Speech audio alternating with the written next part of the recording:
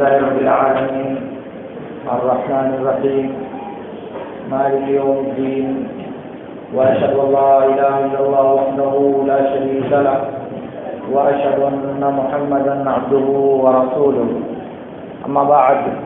معزز حاضرین، سنن ترمذی کی ایک روایت میں ہے، زید بن خالد جوہنی رضی اللہ تعالی عنہ کہتے ہیں کہ اللہ کے رسول صلی اللہ علیہ وسلم نے فرمایا، من فطر صائما کان لہ مثل اجر صیامہ. اللہ کے نبی صلی اللہ علیہ وسلم نے کہا، جس نے کسی روزے دار کو افطار کرایا تو اس کو اتنا ہی ثواب ملے گا جتنا روزہ رکھنے والے کو ثواب ملے گا. اس کا مطلب یہ ہے کہ روزے کے دنوں میں انسان روزہ رکھتا ہے تو اس روزہ رکھنے والے کو اپنے روزہ رکھنے کا اجر اللہ رب العالمین دیتا ہے.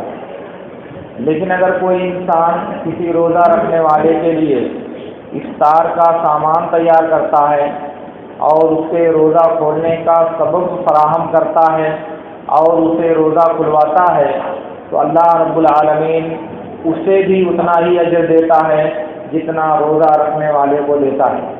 گویا کہ روزے دار کے لیے روزہ کھولنے کا انتظام کرنا اور اس کا روزہ کھلوانا یہ انتہائی زیادہ اجر اور بہت زیادہ ثواب کا باعث ہے. لیکن ہمارے یہاں غلط فہمی سے بعض لوگ یہ سمجھتے ہیں کہ روزہ رکھنے کے بعد کسی دوسرے کے گھر یا کسی دوسرے کے دسترخوان پہ افطار نہیں کرنا چاہیے ورنہ روزے کا ثواب کم ہو جائے گا. وہ سمجھتے ہیں کہ ہمارے روزہ کھولنے کی وجہ سے ثواب وہ روزہ کھلوانے والا پا جائے گا اور ہمارے روزے کا جو اجر ہم کو ملنا چاہیے اس میں کمی ہو جائے گی یا پورا ثواب ہم کو نہیں مل پائے گا. یہ ایک غلط اور غیر دینی تصور ہے، کیونکہ حدیث میں اللہ کے نبی صلی اللہ علیہ وسلم نے ارشاد فرمایا ہے کہ ایک کے اجر کی وجہ سے دوسرے کے اجر میں اللہ رب العالمین کوئی کمی نہیں کرتا. تو روزے دار کا جو اجر اور اس کے روزے کا جو ثواب اللہ نے متعین کیا ہے وہ تو اسے ملنا ہی ملنا ہے. البتہ روزہ کھلوانے کا جو اجر اللہ نے الگ سے متعین کیا ہے وہ روزہ کھلوانے کی صورت میں وہ اللہ رب العالمین سے وہ اجر دے گا. بلکہ زیادہ درست بات یہ ہے کہ اگر کوئی انسان کسی دوسرے کے دسترخوان پر روزہ کھولتا ہے تو اس روزہ کھولنے والے کو بھی اپنے دسترخوان پر روزہ کھولنے کی بنسبت زیادہ ثواب ملے گا. اس سے اجر میں زیادتی ہوگی دو وجہ سے. ایک وجہ تو یہ ہے کہ وہ انسان نے اللہ کے نبی صلی اللہ علیہ وسلم کے فرمان کی اتباع میں، نبی صلی اللہ علیہ وسلم کے حکم کی تعمیل میں دوسرے کے ذریعہ فراہم کردہ افطار سے اپنا روزہ کھولا. یعنی دوسرے کے ذریعہ اس نے روزہ کھولا تو اس نے نبی صلی اللہ علیہ وسلم کے اس فرمان پر عمل کیا کہ اگر کوئی کسی کو روزہ کھلوائے تو اس کے روزے کے بقدر اجر کا مستحق ہوگا.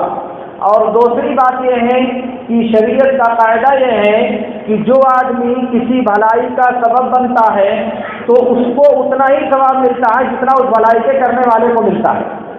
اب یہ روزہ کھولنے والا جب دوسرے کے دسترخوان پہ روزہ کھولتا ہے تو اس کا مطلب کہ اس کی وجہ سے، اس کے روزہ کھولنے کی وجہ سے اس دعوت دینے والے کو اتنا ثواب مل رہا ہے جتنا روزے والے کو ملتا ہے. تو یہ ثواب اس کو کس کی وجہ سے مل رہا ہے؟ اس کے روزہ کھولنے کی وجہ سے مل رہا ہے. تو جب اس کی وجہ سے اس کو ثواب مل رہا ہے تو اس کا مطلب کہ اس کا اجر اللہ رب العالمین اسے مزید دے گا، کیونکہ روزہ رکھنے کا ثواب الگ، روزہ کھولوانے کا ثواب الگ، اور روزہ کھول کر کے دوسرے کو اجر پہنچانے کی خواہش یا دوسرے کو ثواب دینے کی نیت، اس کا اجر اللہ رب العالمین اسے زیادہ دے گا. اور ایک تیسری وجہ بھی ہے کہ اس طرح سے باہمی سماجی اور معاشرتی اعتبار سے جو تعلقات استوار ہوں گے، معاشرے کے افراد کے درمیان باہمی رابطہ اور باہمی محبت پیدا ہوگی، اس کا اجر الگ ہے، اس کا ثواب اور اس سے زیادہ ہے. کیوں؟ اس لیے کہ ان چیزوں کی وجہ سے انسانوں کے تعلقات مضبوط ہوتے ہیں، ان چیزوں کی وجہ سے انسانوں کے درمیان رابطہ محکم اور مضبوط ہوتا ہے. اس لیے اس بات کا ہم سب کو اہتمام کرنے کی کوشش کرنی چاہیے۔ مجھے یاد آتا ہے کہ آج سے برسوں پہلے ہمارے یہاں مسجدوں میں یا گھروں میں عام طور سے لوگ دوسروں کے لیے افطار کھلانے کا یا افطار کرانے کا اہتمام اور انتظام کرتے تھے، اور اس وقت کافی چہل پہل اور کافی آمد و رفت ہوا کرتی تھی، وہ ایک اچھا ماحول بنتا تھا۔ مگر ادھر بہت دنوں سے، خیر میرا تو گاؤں میں رہنا نہیں ہوتا تھا، لیکن اس بار گزشتہ میں نے رکنے کا ارادہ کیا ہے، تو اندازہ یہ ہوتا ہے کہ وہ پہلے جیسا جو طریقہ ہمارے ہاں بھلائی کا اور نیکی کا رائج تھا وہ شاید اب باقی نہیں رہ گیا ہے، اور اس کے پیچھے جو بھی اسباب ہوں، جو بھی اس کے پیچھے راز ہوں، وہ اپنی جگہ پر، لیکن کم سے کم اتنا تو طے ہے کہ اپنے اس عمل کے ذریعہ ہم نے اس بات کا اظہار کر دیا کہ ہمیں اجر کی خواہش اور ہمیں ثواب کا لالچ نہیں ہے، کیونکہ اگر ہوتا تو ایک آسان سا عمل ہے، انتہائی سہل اور انتہائی زیادہ غیر مشکل کام ہے۔ کسی کو بھی آپ نے دعوت دے دیا، کسی کو بھی آپ نے افطار کرا دیا، یہ کھانا کھلانے کی بات نہیں ہے، یہ صرف افطار کرانے کے اجر کی بات ہے۔ آپ نے فضول سے کسی کو افطار کرا دیا، آپ بھی اس اجر کے مستحق بن گئے۔ تو یہ اس کا مطلب یہ ہوا کہ کم سے کم یہ بات تو ثابت ہوتی ہے کہ ہمارے دل میں وہ حرص، وہ شوق، وہ لالچ اور وہ تڑپ نہیں رہی اجر کو حاصل کرنے کی، جس کے لیے یہ صورتحال دیکھنے میں آتی ہے۔ اس لیے اس بات پر ہم کو تھوڑی دیر کے لیے آپس میں سوچنا چاہیے، اپنے نفس میں اس بات کا محاسبہ کرنا چاہیے کہ وجہ کیا ہے، آخر کب ہم کسی کو اپنے یہاں دعوت دیں گے یا کیوں نہیں دیتے، یا کیا وجہ ہے ہم کسی کے گھر نہیں جاتے، یا کیا وجہ ہے کہ ہم کسی کو اپنے پاس نہیں بلاتے۔ یہ بات ایک بار سوچنی چاہیے، جبکہ نبی صلی اللہ علیہ وسلم نے اس بات کی بشارت دیا ہے کہ جو آدمی ایسا کرے گا، یعنی کسی کو روزہ کھلوائے گا، تو اس کو اتنا ہی ثواب ملے گا جتنا روزہ رکھنے والے کو ثواب ملتا ہے۔ اور آپ جانتے ہیں کہ روزے کا ثواب بے حد، بے حساب اور بے شمار ہے۔ کتنا ملے گا اس کا ثواب، کم سے کم ہم انسان اس کی حد متعین نہیں کر سکتے، اس کو طے نہیں کر سکتے۔ کیوں؟ اس لیے کہ اللہ تعالیٰ کہتا ہے، جیسا کہ بخاری کی روایت میں ہے، الصوم لی وانا اجزی بہ۔ دوسری روایت میں ہے الحسنۃ بعشر امثالها الی 700 ضعف۔ ایک نیکی انسان کرتا ہے، اس نیکی کا ثواب 10 گنا سے لے کر کے 700 گنا تک اس کو ثواب ملتا ہے۔ یہ کوئی بھی نیکی جو انسان کرتا ہے، فرشتے اس کے لیے جو اجر لکھتے ہیں وہ 10 گنا سے لے کر کے 700 گنا تک اجر لکھا جاتا ہے۔ مگر روزے کا ثواب اللہ تعالیٰ کہتا ہے کہ یہ میرے لیے ہے اور میں اس کا بدلہ دوں گا۔ یہ جو نیکیاں لکھنے والے فرشتے ہیں، یہ جو انسان کے اعمال کو درج کرنے والے فرشتے ہیں، وہ 10 سے لے کر کے 700 گنا تک نیکی لکھتے ہیں۔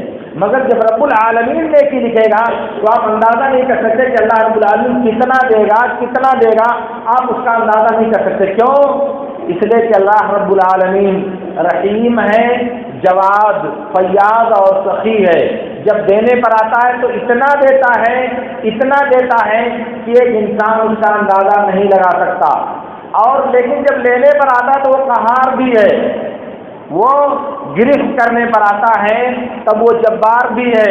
تو بہرحال میں عرض یہ کرنا چاہ رہا تھا کہ اللہ کے نبی صلی اللہ علیہ وسلم نے ہم انسانوں کو اس بات کا حکم دیا ہے کہ روزہ داروں کو افطار کرنے کا یا ان کو افطار کروانے کی کوشش کرنی چاہیے، کہ اس کی وجہ سے اللہ رب العالمین انسان کو جو روزے کا ثواب دے گا وہ تو دے گا ہی، اس روزہ کھلوانے والے کو بھی اتنا ہی ثواب دے گا جتنا روزہ رکھنے والے کو ثواب دے گا۔ اور یاد کر لیں کہ میں اپنے گھر بیٹھ کر اپنا کھانا اور اپنا سامان افطار میں کھاؤں اور روزہ کھولوں، اس میں اتنا ثواب نہیں ہے جتنا میں دوسرے کے گھر بیٹھ کر یا آپ کسی کے گھر بیٹھ کر افطار کرتے ہیں، جتنا اجر اس میں ہے اس میں اتنا اجر نہیں ہے، اتنا ثواب نہیں ہے۔ کیوں؟ اس لیے کہ آپ اپنے روزے کا اجر پا رہے ہو، وہ کھلانے والا اپنے کھلانے کا اجر پا رہا ہے، اور آپ مزید اجر پا رہے ہو، کیونکہ آپ نے دوسرے کے اجر کمانے کا، نیکی حاصل کرنے کا سبب فراہم کیا، آپ کی وجہ سے اس کو نیکی مل رہی ہے، تو اب ظاہر ہے کہ اس کا الگ سے مزید نیکی اللہ رب العالمین آپ کے نامہ اعمال میں درج کرے گا۔ اس لیے اللہ رب العالمین کی دعا ہے کہ اللہ رب العالمین ہمیں ان باتوں کو سمجھنے اور ان پر عمل کرنے کی توفیق عطا فرمائے۔ وآخر دعوانا ان الحمد للہ رب العالمین۔ اقول لکم ما تسمعون واستغفر اللہ لی ولکم۔